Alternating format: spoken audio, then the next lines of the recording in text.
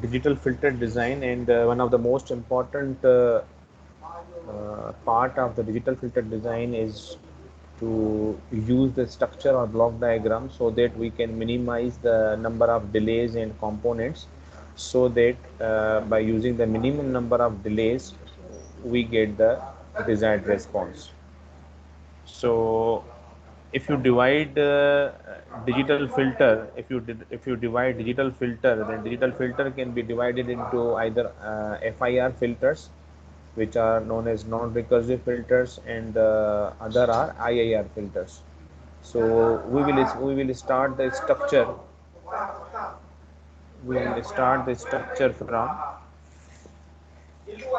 IIR filter.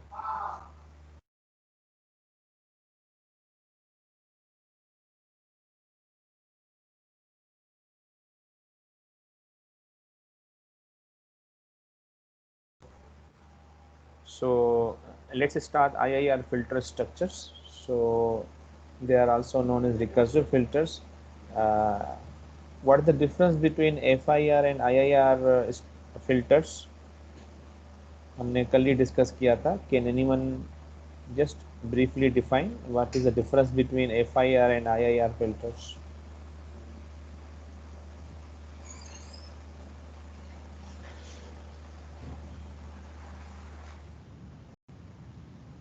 How can we differentiate FIR and IIR filters?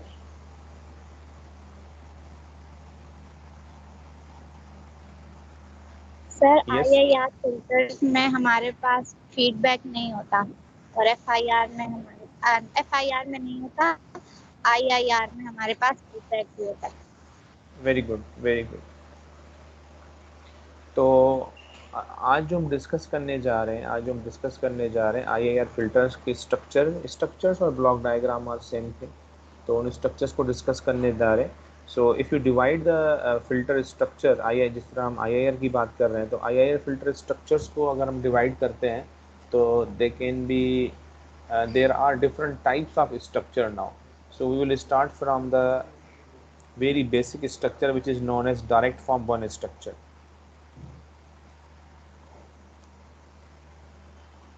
So this is one of the very basic structure which is known as direct form 1 structure. There are other types of structures are also available, but one of the basic which can provide a building block of other structures. So this is basically a direct form 1.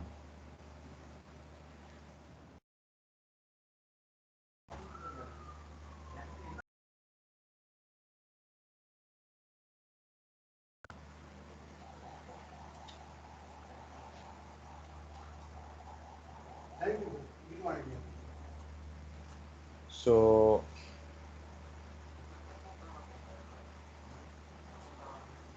that was our actual expression for filter, and if it is IIR filter, it means there should be an output is involved in the equation. So if output is involved in the equation, this will be the expression.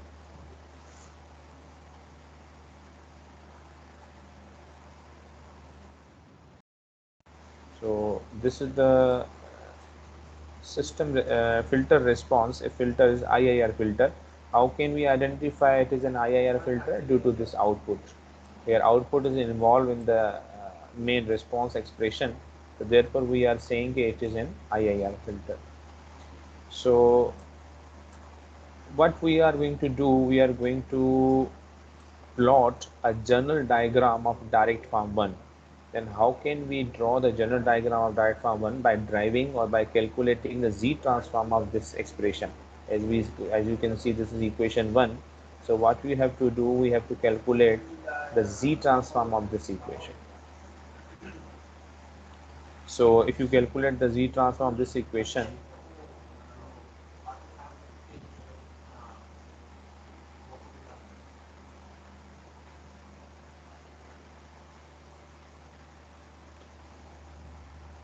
Equation A का अगर हम Z transform लेते हैं तो I think by using the time shifting property we can easily calculate their Z transform.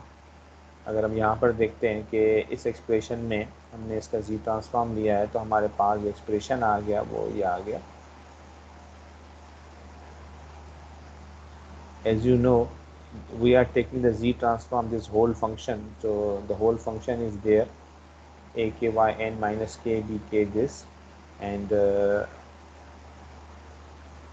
then the z minus n is multiplied with this.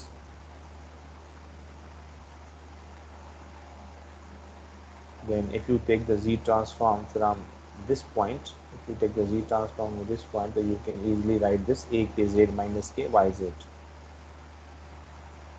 So I'm just wanted to check whether these steps are clear, all of you, or have any confusion.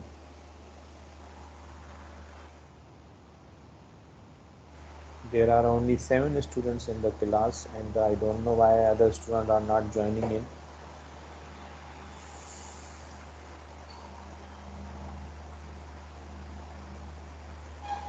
आज strength कम क्यों है इतनी?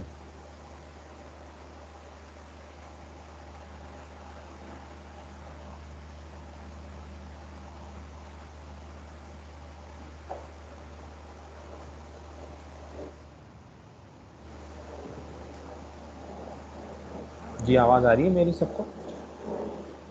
जी sir. आज strength इतनी कम क्यों है? सिर्फ 7 students हैं क्लास में. पता नहीं, मैसेज कर रहे थे.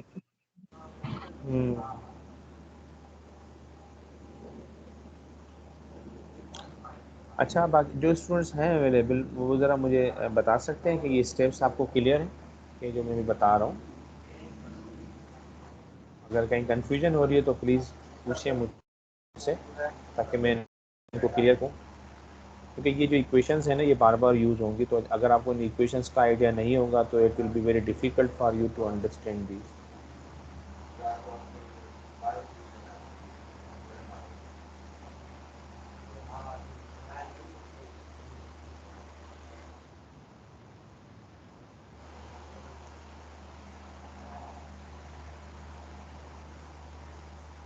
जी क्लियर है सबको? ये हमने क्या किया है कि हमने जो IIR जो फ़िल्टर रिस्पॉन्स है उसकी जो जनरल इक्वेशन है जिसमें आउटपुट भी इन्वॉल्व होता है, अगर आप यहाँ पर देखें, उसका हमने जो है ना हमने जी ट्रांसफॉर्म लिया. जब हम उसका जी ट्रांसफॉर्म लेंगे तो हमारे पास we are considering this as a whole function. So if you are taking the z transform this whole function, तो आपके पास यहाँ पर जो सिंबल है ये आपके पास समीशन की साइन है, और ये z माइनस एन है, ये आपके पास जो हम एक्सप्रेशन कैलकुलेट करते हैं उसके लिए. अब हमारे पास यहाँ पर अगर आप देखें कि इस स्टेप में हमने जो है यहाँ पर z माइनस एन इन दोनों से मल्टीप्लाई कर दिया है, and we are calculating the z transform of this term. So if you are calculating the z transform of this term, you will get a k z minus k and y z.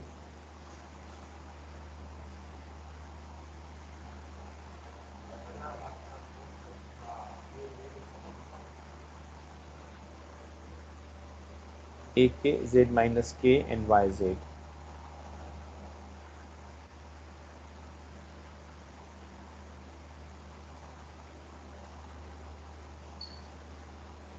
Clear है?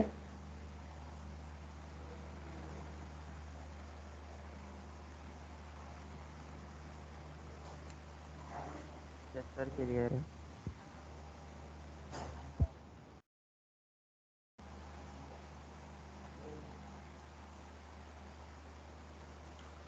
तो अगर हम यहाँ पर z transform ले रहे हैं तो z ट्रांसफॉर्म के बाद हमारे पास जो आपके पास एक्सप्रेशन आएगा, then you will get this expression, and after getting this expression we have to further simplify this.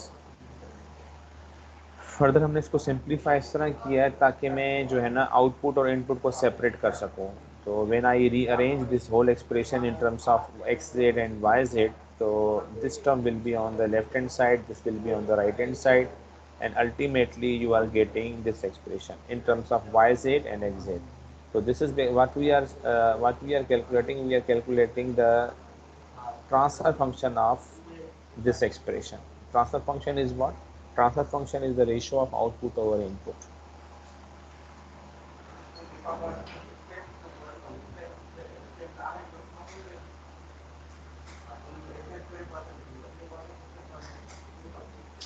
Clear? Yes, sir.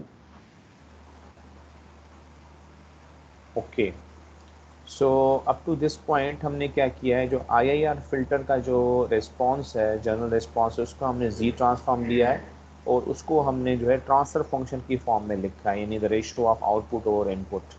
That is up till now we have done, we have calculated the z transform of that expression. Now moving forward, now one of the most important thing is that if you have to draw the direct form 1, so if you want to describe direct form 1, and other type is direct form 2, and फिर cascade आ जाता है, फिर parallel आ जाता है.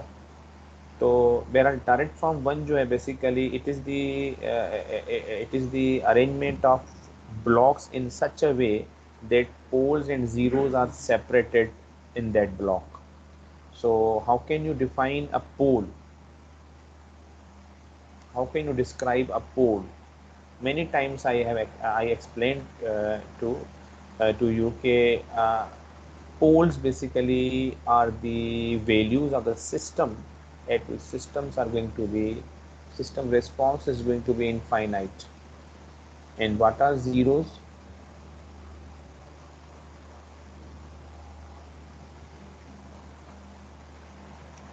What are zeros? System response 0 होता है. Zeros जो है सिस्टम्स की वो वैल्यूज होती है जिन पे सिस्टम जो है आपके पास क्या हो जाता है, उसकी वैल्यू जो है ज़ीरो हो जाती है. तो आपके पास अगर डिनोमिनेटर में आपके पास कोई वैल्यू अगर ज़ीरो आ जाती है तो पूरा सिस्टम जो है वो इनफाइनाइट हो जाता है. तो अगर हम यहाँ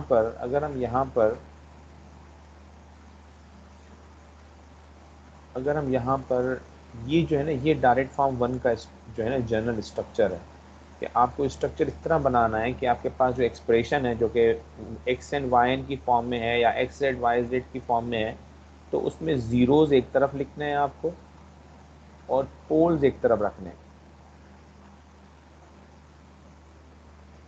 ज़ीरोज़ एक तरफ हैं और पोल्स एक तरफ हैं. ठीक है, यानी आपको जो स्ट्रक्चर जो डेवलप करना है उसमें आपको जो एक्सप्रेशन जो आ रहा है उसमें ज़ीरोज़ और पोल्स को जो है ना आपको सेपरेट करके रखना है. That is very very important. अब ये कैसे होगा, ये अभी हम थोड़ा सा इसको स्टडी करते हैं कि ये हम कैसे इसकी अरेंजमेंट करेंगे.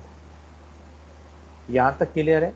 डायरेक्ट फॉर्म 1 में क्या होता है, हम पहले जो है ज़ीरोज़ को प्लेस करते हैं और उसके बाद पोल्स को. ठीक है, यानी यहाँ पर आप देखें, यहाँ मैंने पहले ज़ीरोज़ को लिखा है फिर पोल्स को लिखा है. ठीक है ना? आई होप कि everyone now familiar with what are zeros and what are pole. तो ज़ीरोज़ एंड पोल्स को सेपरेट कैसे करते हैं और उनको हम कैसे यहाँ पर स्ट्रक्चर में जो है ना वो स्ट्रक्चर में प्लेस करते हैं, तो ये चीज़ बड़ी इंपॉर्टेंट है अंडरस्टैंड करना.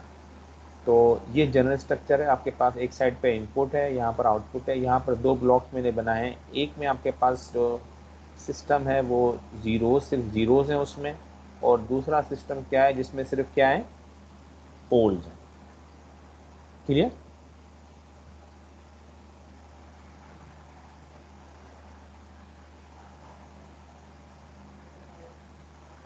क्लियर? जी सर, क्लियर है. अच्छा, अब अगर हम यहाँ पर देखते हैं कि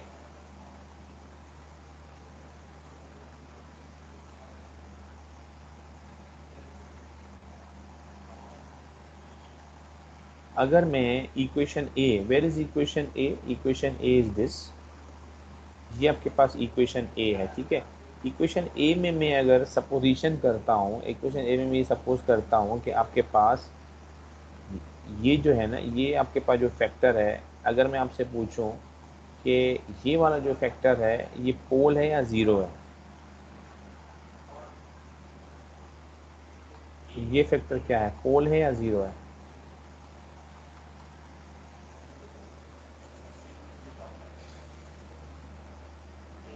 Yes, this vector is pole or zero.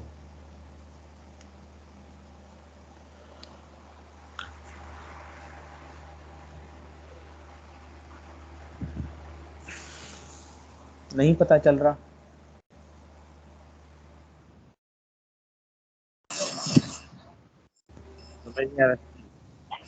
Ji, please don't hesitate to express yourself. कोई मसला नहीं है, अगर नहीं समझ में आ रहा तो मैं जो है ना वही चीज़ तो एक्सप्लेन कर रहा हूँ मैं। अगर आपको if you are unable to identify just थोड़ा क्या मैं जी क्या कह रहे हैं? वापस समझा के मैं ये कहना चाह रहा हूँ कि आपके पास ये जो एक्सप्रेशन है, इक्वेशन ए जो है, this is the equation, this whole equation is equation A.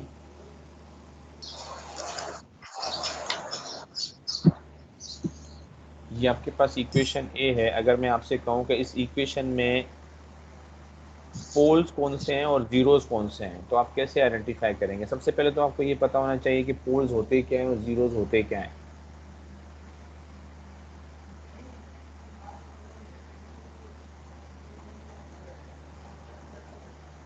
Ji, zeros और पोल्स होते क्या हैं?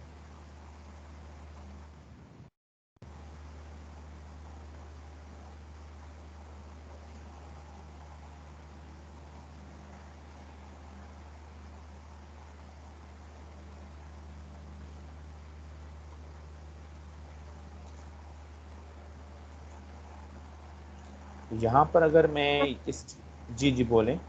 तो जीरो एंड फोर से ट्रांसफर फंक्शन में होते हैं सब न्यूमरेटर एंड डिनोमिनेटर की वैल्यूज जो फ्रीक्वेंसी को शो करती है। बिल्कुल बिल्कुल, इसी वजह से तो हमने ये सारा ये कैलकुलेशन की और ये आपके पास ट्रांसफर फंक्शन आ गया। अब इस ट्रांसफर फंक्शन में अगर हम देखते हैं तो हम बता सकते हैं कि कौन से वाले जीरोज हैं, कौन से पोल्स हैं।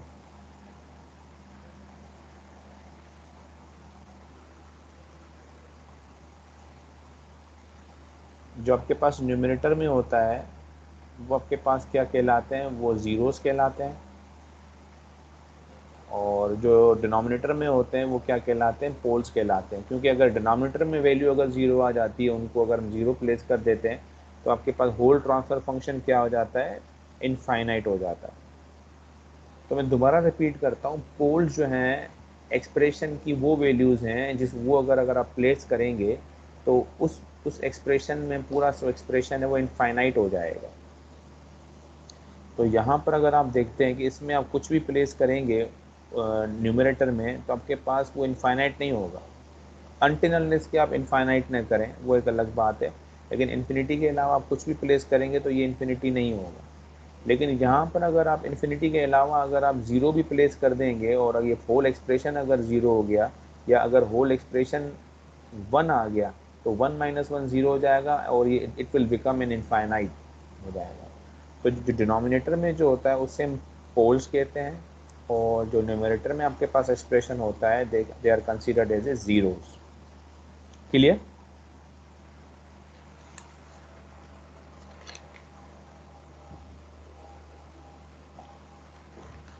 Yes sir.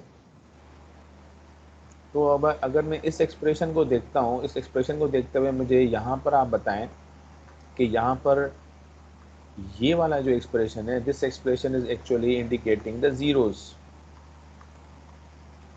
and this expression is indicating what? This expression is indicating poles because this expression is going to be in the denominator as you can see in the last step.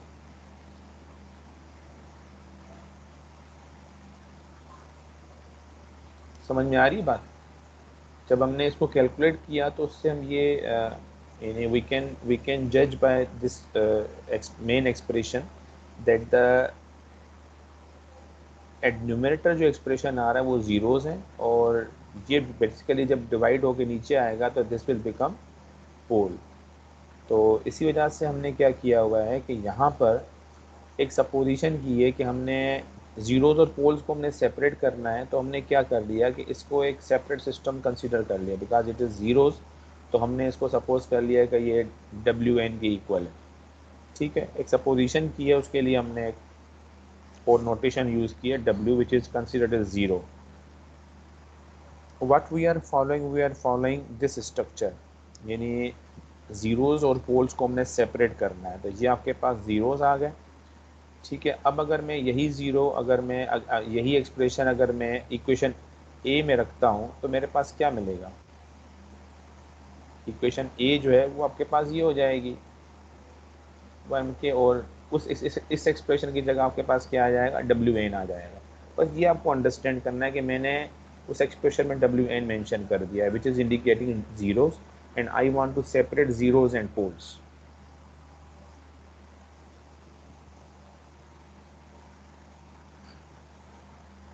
मैंने equation A जो है उसमें मैंने क्या किया, मैंने जो है जो ये वाली टर्म है समीशन बी के एक्स एन माइनस, उसको मैंने सपोज कर दिया, उसके लिए मैंने एक और नोटेशन ले ली WN।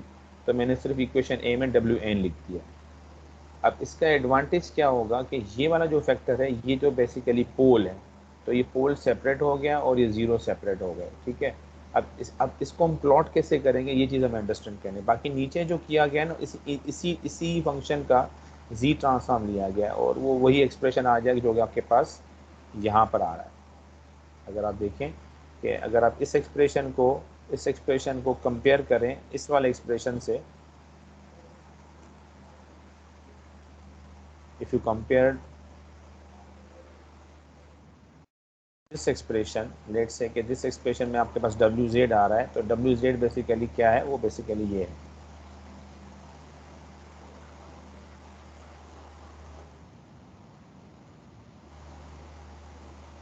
कुछ आया समझ में? अभी भी ऊपर से ही गुजर रहा है।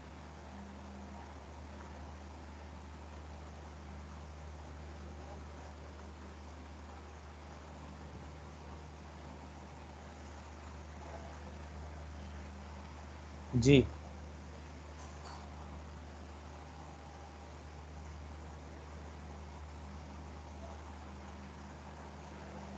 क्लियर नहीं हुआ इसका मतलब? कोई रिप्लाई नहीं आ रहा है, इसका मतलब कि क्लियर नहीं है ना कॉन्सेप्ट। सर समझ आ रहा है। जी, एनीवन एल्स? जी सर समझ आ रहा है। मजबूरी में तो नहीं कह रहे कि यार चलो जान छुड़ाओ यार सर से, कैसे जान छूटेगी? नहीं, नहीं नहीं सर समझ आ रहा है। थोड़ा सा अगर गौर करेंगे ना, एक्सप्रेशन बाज़ाहिर थोड़े से कॉम्प्लिकेटेड लग रहे हैं, लेकिन थोड़ा सा गौर करेंगे तो बहुत ही आसान है। तो I will try to explain कि अगर ये चीज़ अगर हम यहाँ पर पोल्स एंड ज़ीरोज़ की फॉर्म में लेते हैं तो यहाँ पर आपके पास, अच्छा अब हमें जो फोकस करना है ना, हम देखो हमने किया क्या है, हमने जो है ना IIR फिल्टर का मेन एक्सप्रेशन लिया, उसका हमने जी ट्रांसफॉर्म लिया, उसको हमने ट्रांसफ़र फंक्शन की फॉर्म में लिखा। जब तक हम ट्रांसफ़र फंक्शन की फॉर्म में किसी एक्सप्रेशन को नहीं लिखते, as you can see over here, ये ट्रांसफ़र फंक्शन की फॉर्म में लिख रहे हैं, जब तक हम ट्रांसफ़र फंक्शन की फॉर्म में इक्वेशन को नहीं लिखते तब तक होता ये है कि हमारे पास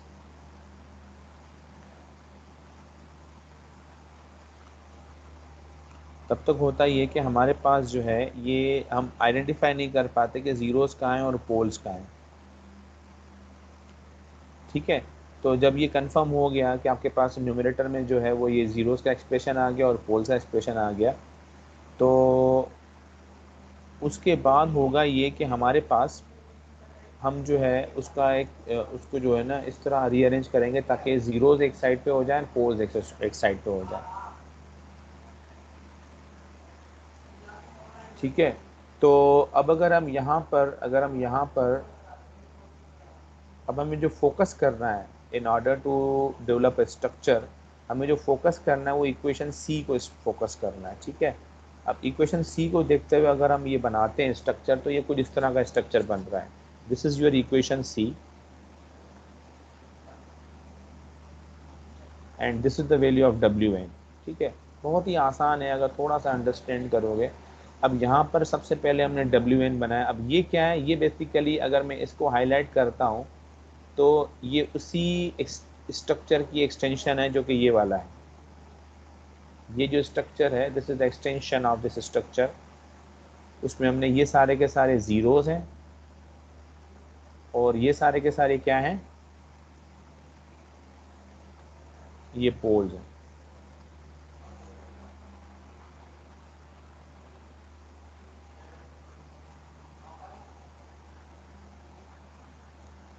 तो ये जो ब्लॉक डायग्राम है, ये जो स्ट्रक्चर है, ये कैसे बनाया है, अब आपको ये वाला एक्सप्रेशन देखना पड़ेगा। इसको देखें और इसको फॉलो करते जाएं तो बड़ा ही आसान है अंडरस्टैंड करना। आप देखें कि डब्ल्यू एन है और आपके पास एक्स एन माइनस के है और ये के की वैल्यू 0 से लेकर एम तक जा रही है। तो अगर के की वैल्यू 0 है तो ये एक्सप्रेशन क्या होगा? If k is equal to 0, what will be the expression? Yes, double two.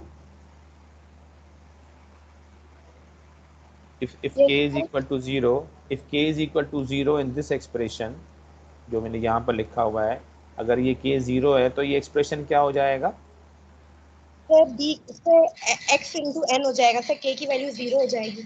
हाँ, ये हो जाएगा b नॉट और एक्स एन हो जाएगा, b नॉट एक्स एन हो जाएगा। सही है? Yes sir.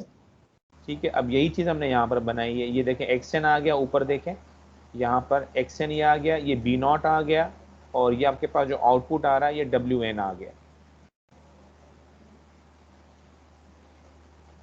Clear?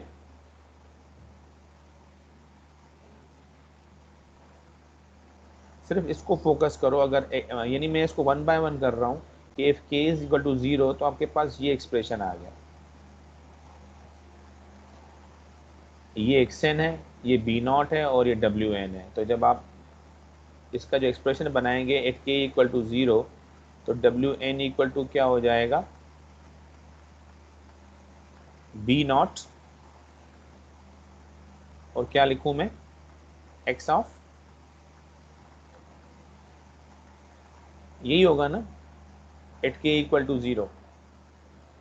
Sir we बोले हम लोग जब ब्लॉक डायग्राम बनाते हैं तो उसका जेड ट्रांसफॉर्म लेके बनाते हैं ना, तो इनपुट और आउटपुट में हमारे पास एक्स जेड और वाई जेड होना चाहिए। गुड।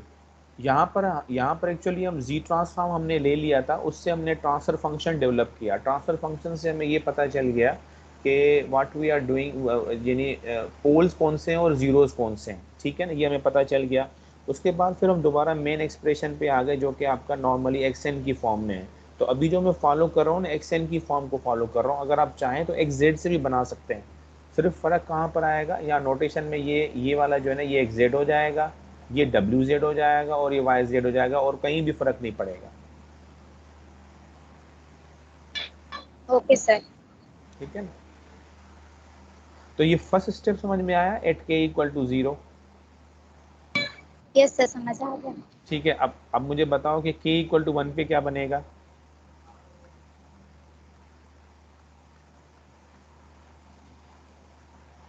सर x1 हो जाएगा सर, और सर ये x इंटू एन माइनस 1 हो जाएगा।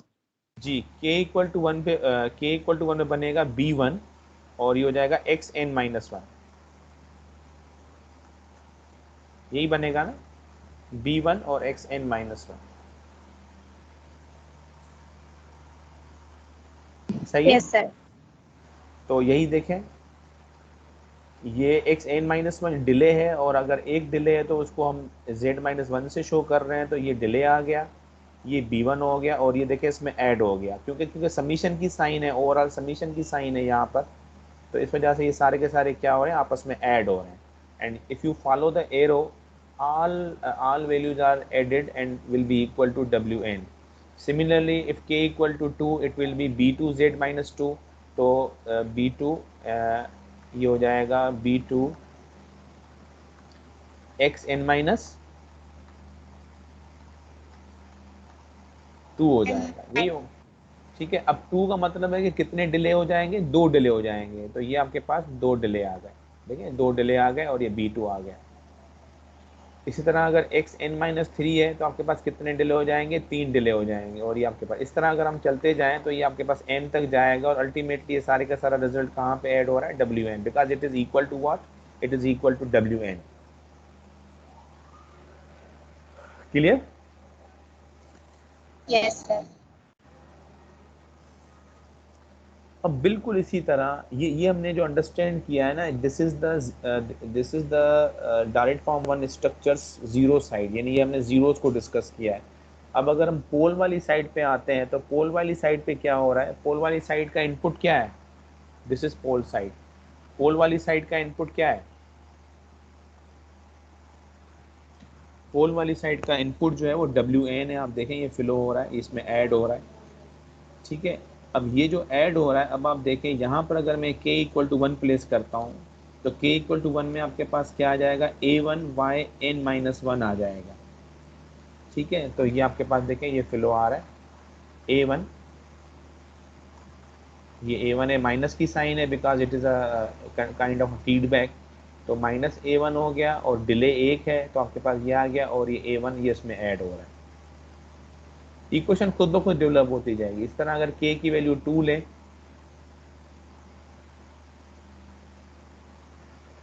k की वैल्यू 2 लेंगे तो क्या होगा,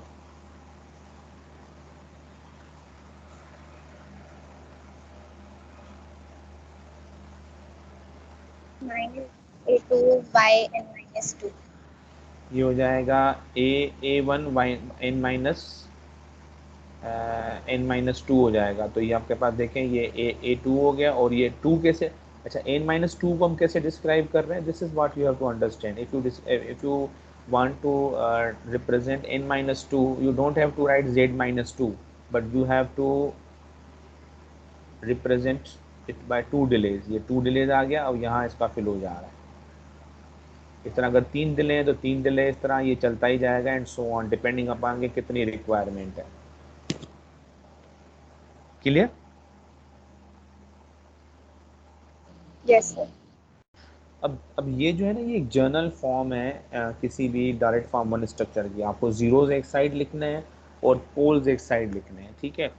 अब अगर मैं आपसे ये कहता हूँ कि मुझे जो है, एक एग्जांपल हम दे रहे हैं कि डेवलप DF का मतलब होता है डायरेक्ट फॉर्म, DF1 है तो direct form one realisation of difference equation, ठीक है। रियलाइजेशन का मतलब ये है कि आपको जो है स्ट्रक्चर बनाना है, रियलाइजेशन का मतलब ये है कि आपको स्ट्रक्चर जो direct form one structure develop करना है। तो आपके पास अब उसी जो जनरल एक्सप्रेशन था ना, ये वाला, ये जो जनरल एक्सप्रेशन, इसको मैंने एक्सपेंड किया हुआ है, और एक्सपेंड करके मैं इसको कितने वैल्यूज़ तक लेके आया हूँ, 3 वैल्यूज़ तक लेके आया हूँ। ये देखिए 3 वैल्यूज़ तक लेके आया। अब आपको 3 वैल्यूज़ तक जो है ना इसका स्ट्रक्चर बनाना है। तो सबसे पहले हमने इसका जी ट्रांसफॉर्म लिया, जी ट्रांसफॉर्म लेने के बाद आपके पास ये एक्सप्रेशन आ गया, और उसके बाद फिर हमने इसका स्ट्रक्चर बनाना है, ये इसका स्ट्रक्चर आ गया। अब आप देखें, आपको पता है कि आपकी वैल्यूज़ कहाँ तक जा रही हैं, 3 तक जा रही हैं। यहाँ पर देखें 3 तक जा रही हैं, चाहे वो ज़ीरोज़ हों और चाहे पोल्स हों। अगर 3 तक जा रही हैं तो आपके पास ये देखें, ये 3 तक चला गया, ये भी 3 तक चला गया, ये आपके पास ज़ीरोज़ हैं, और ये आपके पास क्या है, पोल्स।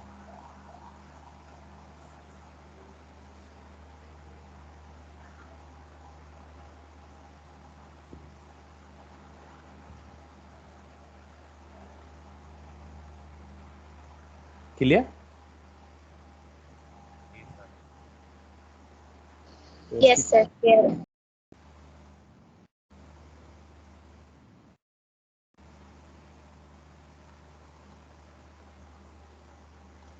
अब आपको करना ये है कि ये एक एग्जांपल मैं दे रहा हूँ।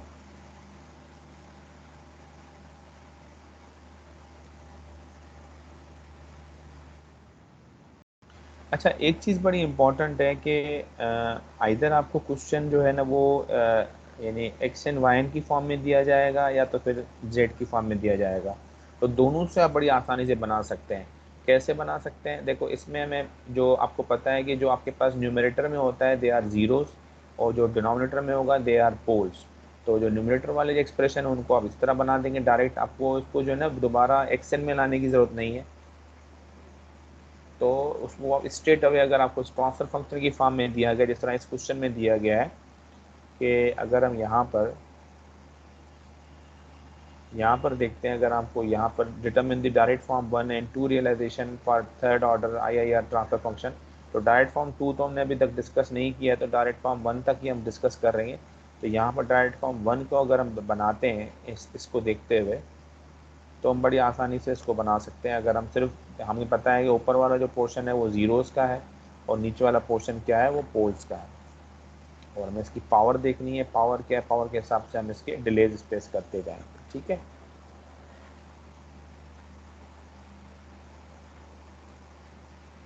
ये मैं सॉल्यूशन नहीं दे रहा, इसका मैं आपको क्वेश्चन दे रहा हूँ। और इसमें जो आपका जो कन्वर्सेशन बॉक्स है, इसको ज़रा है ना बना के आइएगा आप।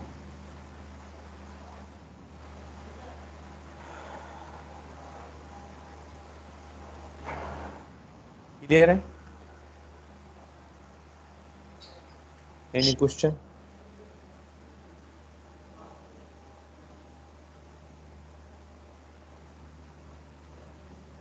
Yes, any question?